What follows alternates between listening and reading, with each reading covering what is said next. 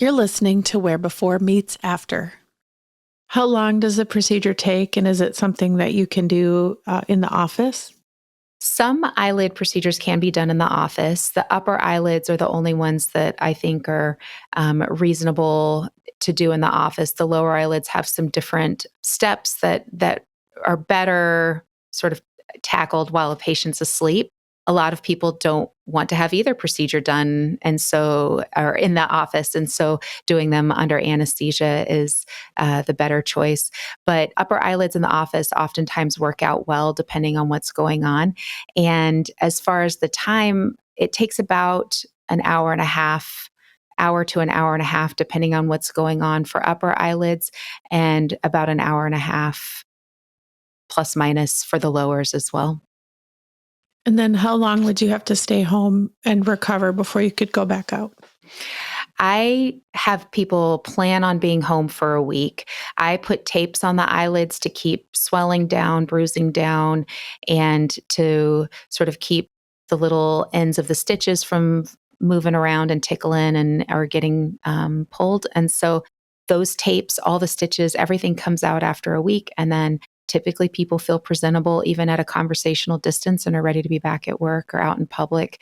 Maybe not the most important speech or event of their lives within the first couple of weeks, but as far as most things in life, they can get back to, although I do hold exercise for a couple of weeks.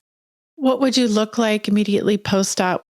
Right after surgery, you have tapes that literally are all the way up to the eyebrow, all the way around on the lower eyelids, down onto the cheeks. And so you don't see a lot of what's going on the skin underneath.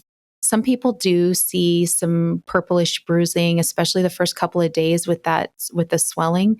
But really, once all the tapes in that first week is done, if people have taken it easy and kept their heads elevated and done a little icing and just kind of given themselves some eye rest, they don't have a lot of bruising by the end of the week. How do you manage pain? For pain, the vast majority of people take Tylenol only and use some ice packs and again, some eye rest. But I do send people home with a couple of pain pills. And I would say at most people take 1 to 2 doses, as you just never hear people really needing very many, if any. Is there anything you have to do to take care of those little tiny incisions in that post-op period? The eyelid incisions heal really well. And so the main thing is to protect them from the sun, just sort of wash them gently. There's not a lot of care. The eyelid skin is thin and it heals so well that the incisions are really difficult to see even at a few weeks down the line. But by the time you're 3 months down the line, you're really having to look for them in most circumstances.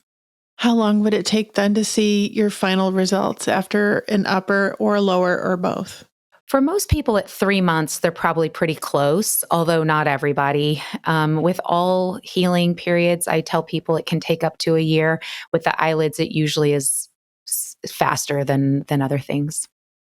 What do your patients say to you when they return and are fully healed? Is there anything that you hear them say that tells you that it went exactly as you intended it to go? People are really happy with eyelid surgery. They can see the difference. They look more youthful. Their eyes are brighter. You can see their eyes. It's amazing how much a little puffiness around the eyes kind of encroaches on it. It makes people look tired. It makes people look like they're stressed. And then all of a sudden that's gone and they look and feel great. And it shows. Thanks for listening. I'm your host, Eva Shea.